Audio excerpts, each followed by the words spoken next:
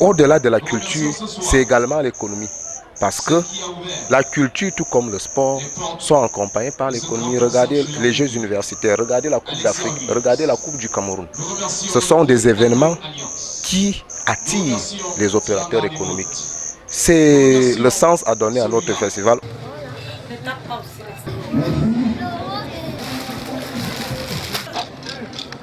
L'artisan, il faut toujours travailler. L'artisan est riche dans la tête, mais très pauvre dans les poches. Nous travaillons beaucoup, mais on n'a rien. Ici, dans cette foire, j'expose les tenues africaines confectionnées, réalisées par moi-même. Vous pouvez voir ce que je mets. Ici, je mets un boubou. Sur ça, comme décoration, je mets l'écorce des arbres. Parce que j'ai compris que nous sommes tellement loin et qu'il faut toujours payer des trucs. Pourtant, nous-mêmes, nous avons la nature. Avec cette nature, nous pouvons faire de ça ce que nous voulons. Je m'appelle Ngoma Beb Jean-Michel, je suis artiste bio-vestimentaire. Cette tenue que vous voyez, c'est bien les tenues que nos ancêtres portaient bien avant. Les ancêtres quand portaient des tenues confectionnées à base des écorces d'arbres. C'est cela dont nous voulons faire revenir pour que les Africains, les Camerounais, les Écans actuels doivent repenser à ce que les ancêtres portaient avant, bien avant que le blanc n'arrive en Afrique. Tout a été abandonné sur le plan purement culturel. Tout a été enveloppé et jeté au sous-bois. Maintenant, nous tous qui voudrions que quelques laves subsistantes, que quelques brides d'objets, de sentiments de peuple viennent, le combat est rude et il ne sera pas facile. J'ai proposé qu'on parle des origines du peuple Ekan et de sa diversité géographique. Donc il était question de dire aux festivaliers quelles sont les origines du peuple Ekan. Dans la reconquête des valeurs culturelles, justement en pleine déliquescence à l'ère du biotech et de l'infotech, la société scientifique et littéraire Ekan s'est mise à contribution dans plusieurs aspects de la recherche pour restituer à bien des égards l'authenticité des us et coutumes Ekan, aussi bien dans l'ardeur que l'imprécation. Nous avons une culture qui est plutôt communautaire, sociale. Et finalement, comme je vous ai dit, on a 9 lois chez les petits.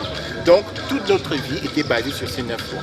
Et ces lois servent à créer et à préserver l'harmonie, parce que nous sommes un peuple qui aime l'harmonie autour de nous, avec des gens. C'est pour ça que nous sommes un peuple pacifique, les Écans. Quoi qu'on dise. Parce qu'on a ça dans le sang. Donc, l'harmonie avec nos voisins, mais aussi l'harmonie avec Dieu. Les peuples Écans font leur festival, mais nous intégrons d'autres sous-groupes. Il y a les Bamileke qui sont là, il y a les nordistes qui sont là, il y a les gens du nord-ouest, du sud-ouest qui sont là, les peuples du nord-ouest qui sont là. Ils sont intégrés parce qu'il faut qu'ils découvrent. Conte cruel d'une fraternité disséquée par le colon, émiettée par les administrations des États et fragilisée par des barrières policières. Vraiment, ces barrières nous font beaucoup de mal, puisque nos ancêtres par le passé vivaient dans ce grand bloc. C'était une même famille, une famille d'ailleurs hermétique, mais lors de l'avènement du colon, ils nous ont divisés. Actuellement, nous sommes en train de dire non, nous n'acceptons plus ces contenants. Nous voulons que cela soit pratique, que ce soit réel, qu'on vive en territoire et quand les fils d'un même père, les fils d'une même mère, n'eût été ces divisions-là, je veux me rendre au Gabon, je suis emmerdé. De même pour les Gabonais qui veulent se rendre ici, ils sont emmerdés. Alors pour faire maintenant allégeance aux ancêtres, à notre nature, à notre culture, nous devons faire un appel à l'unité. Nous nous sommes dit qu'il fallait mettre en place un projet culturel qui va jouer plusieurs rôles, c'est-à-dire un rôle d'accompagnement des pouvoirs publics, des décideurs dans leur politique de promotion de la libre circulation des personnes et des biens à travers le processus d'intégration sous-régionale en Afrique centrale. Lorsqu'on analyse le phénomène de l'intégration sous-régionale, nous nous rendons compte que des espaces parfaitement intégrés aujourd'hui sont des espaces où l'intégration est partie des peuples, c'est-à-dire l'intégration par les peuples, au lieu de partir des États. C'est ce que nous essayons d'expérimenter pour la sous-région Afrique centrale qui peine à décoller.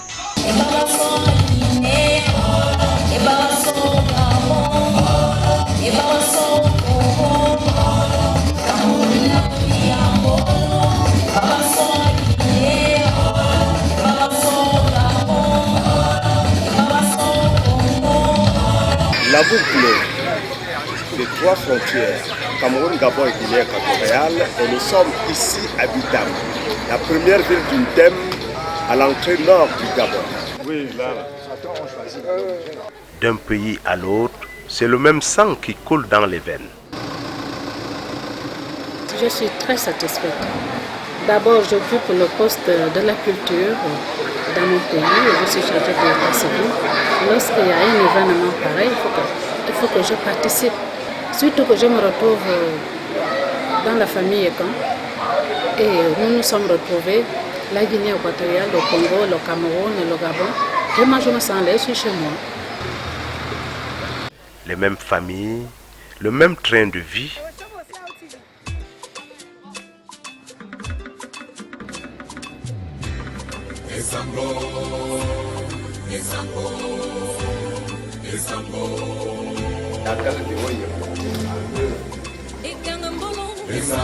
Ici, nous nous trouvons à l'esplanade de la mairie des Bibiyines.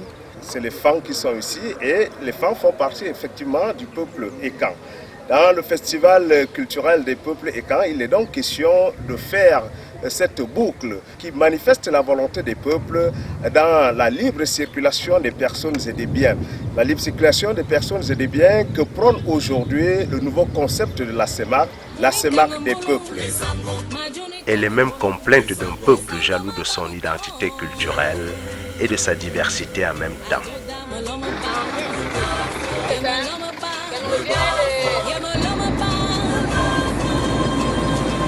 Nous étions une délégation d'environ 50 personnes.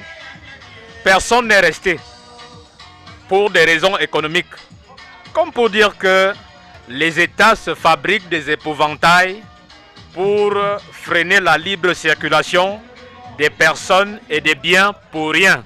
On est dans la farce. Parce qu'en réalité, le citoyen Ekan contourne donc cette barricade des frontières à partir de ce qu'on va appeler la tolérance informelle. Il se voit obligé d'avoir 3 cartes d'identité au même moment.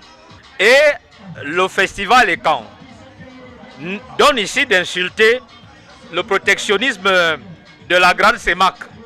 Donc, le festival Veroyen, avec ce qu'il a démontré, c'est une avance sur les politiques. Et voilà l'une des victoires qu'il faut célébrer. Moi je dis, ce n'est pas un continent. Nous sommes un seul village. Un village qui a juste 4 enfants qui sont nés, un à gauche, un à l'est, un à l'est et l'un à l'autre, et l'un à l'ouest. Il faut que ces 4 enfants arrivent à circuler de façon quotidienne, sans qu'il y ait des barrières. Exprimer ses complaintes revient aussi à invoquer les morts sur la place publique. Car ces morts ne sont pas morts et leur présence ici se manifeste en esprit à travers le témoignage du rituel Essani et ce troupeau de 9 bêtes téléguidées. Le 9, c'est la renaissance. Mais c'est aussi un autre niveau de perfection. On croit que le corps, c'est-à-dire la tête se détache du corps après 9 jours. Ça veut dire que quand on n'a pas encore 9 jours, ce n'est pas détaché.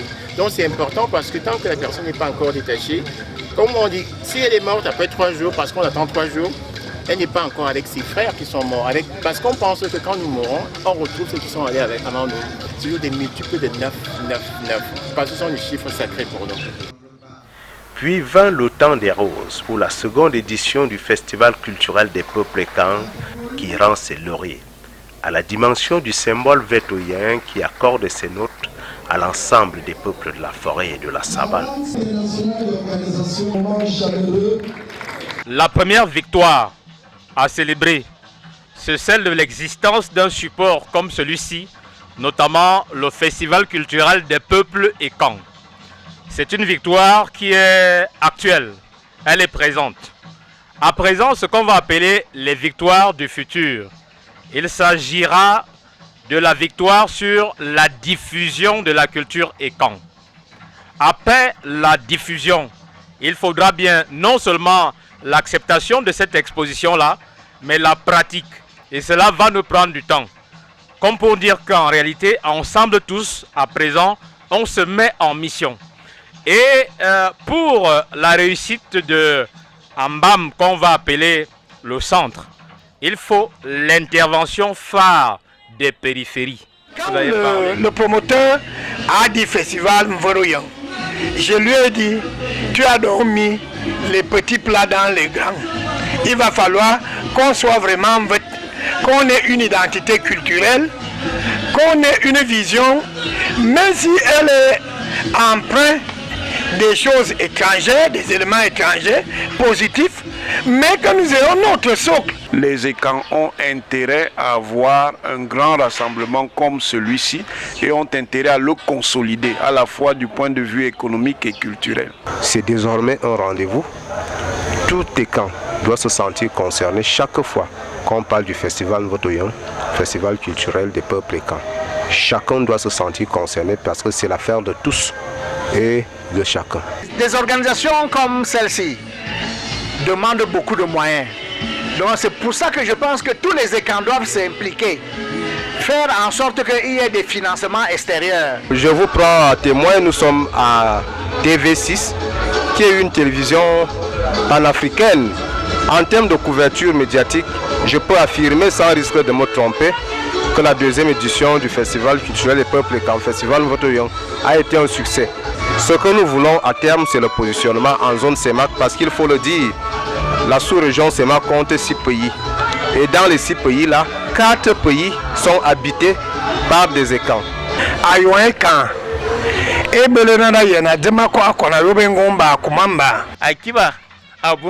Bine de Damava. Sangula Nengule Magnan. Tamarena na Ushikwana Rekang. Si ce mot commun est mon oui, d'ailleurs, et ce qui m'en a. Le temps d'un festival, le peuple Ekang s'est exprimé.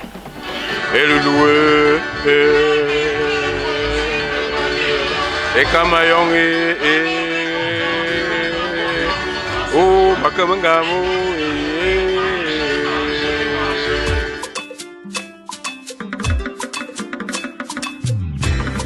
Esambo, Esambo, Esambo, Ekang Mbolo, Esambo.